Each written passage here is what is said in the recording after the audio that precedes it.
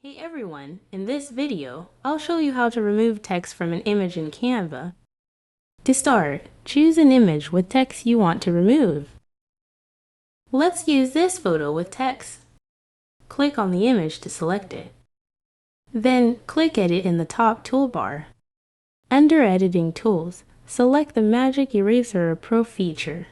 Adjust the brush size using the slider to fully cover the text.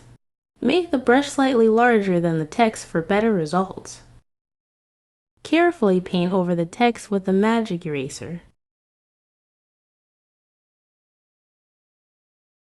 Click Erase, and wait a moment for Canva to process.